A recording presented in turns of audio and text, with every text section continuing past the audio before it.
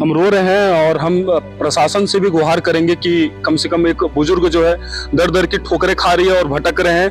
और इस बारिश के मौसम में भी आप देख सक रहे हैं कि माता जो है रो रही है। में लगातार कुटरचित दस्तावेजों और 420 जैसे मामले जो है वो लगातार उठ रहे हैं। और उसी के साथ बालोद में भी एक मामला उठा था किसान का, जिसको लेकर गृह मंत्री और जो डिप्टी सीएम है उन्होंने तत्काल निर्देश देते हुए सस्पेंडेड जैसी कार्रवाई जो किया हुआ था। उसी की ओर अगर देखा जाए तो दुर्ग में भी एक मामला जो है संज्ञान में आया है। दुर्ग में एक पीड़ित जो बुजुर्ग माँ है वो यहाँ पर बैठी हुई है, जिनके जो बेटे हैं वो सेवानिवृत्त हो जाते हैं। सेवानिवृत्त होने के बाद जो माँ को जो मिलना चाहिए था पैसा शासन की ओर से, वो जो पैसा है वो जो बाबू होते हैं, तहसील में जो बाबू होते हैं उनके द्वारा जो है एक देखा जाए तो एक महिला के नाम में चढ़ाकर, जो कि पूरी तरह से कुटरचित इस तरह का जो मामला है वो सामने आया। हम सीधा बात करते हैं, क्या बात है अम्मा जी? मेरा बेटा जो है धमधा ब्लॉक में घोटा में पदस्थ था, पटवारी के पद पे, है ना जी। अब उसकी मृत्यु हो गई 2021 में जी। 21 फरवरी 17 तारीख को उसकी मृत्यु हुई है। और उसके बाद से फिर मैं हमेशा मतलब इसके लिए सेवानिवृत्त, हाँ उसके लिए मैं जाती रही हूँ तहसील ऑफिस हमेशा धमधा। लेकिन वहाँ पर मुझे हमेशा मतलब ये करके टाल दिया जाता था कि आज नहीं, कल नहीं, परसों, इस टाइप से। उसके बाद अभी मैं उस दिन भी गई थी तो मैंने पूछा तो एसडीएम साहब के पास गई। मेरा जो आवेदन था वो नीचे दबा दिया गया था कि ताकि एसडीएम साहब से ना मिल पाए हम लोग। तो हम लोग भी कैसे भी करके ना, शाम हो गई थी, एसडीएम साहब का जाने का टाइम था। हम कौन एसडीएम साहब के पास गए थे? हम लोग गए थे। ये जो है दुर्ग के एसडीएम साहब? नहीं, वहाँ धमधा के। हाँ, उसके बाद वहाँ पर बात हुई तो बताया कि पेमेंट तो हो चुका है।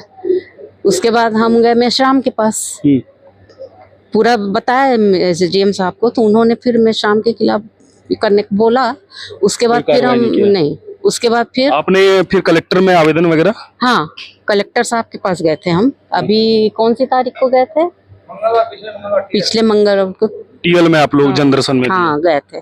तो वहाँ पर भी कलेक्टर साहब ने उनको, एसडीएम को फोन किया कि क्या मामला है, देखो वैध है कि अवैध है, और उसका कुछ भी दस्तावेज नहीं है ना, मतलब उसका वैवाहिक कार्ड वगैरह कुछ भी नहीं है, प्रमाण पत्र नहीं है। तो फिर वो महिला क्या आपकी बहू बन गई कि क्या बन गई है? अब बहू कहूँ कि क्या कहूँ, उसको मैं समझ में नहीं पा रही हूँ।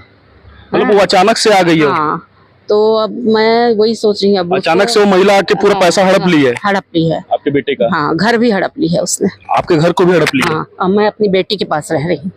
अच्छा, ये मेरी बेटी है। अच्छा, पहले आप अपने पुत्र के घर में? हाँ, पुत्र के पास रहती थी। उसके बाद फिर मैं, आप रो रहे हैं, आपके आंसू हम देख रहे हैं, हम रो रहे हैं और हम प्रशासन से भी गुहार करेंगे कि कम से कम एक बुजुर्ग जो है दर दर की ठोकरें खा रही है और भटक रहे हैं। और इस बारिश के मौसम में भी आप देख सक रहे हैं कि माता जो है रो रही है। माता, कलेक्टर मैडम ने क्या निर्देश किया है? जनदर्शन में आए तो उन्होंने एसडीएम साहब को फोन किया, क्या है पता करो आप उसका, और माता जी परेशान हो रही है करके। बस अभी हम गए थे जनदर्शन में और 26 तारीख को उसको पेमेंट हो गया। बताओ, 26 तारीख को उसको पेमेंट हो गया? मतलब इतना फास्ट काम चल रहा प्रशासन का।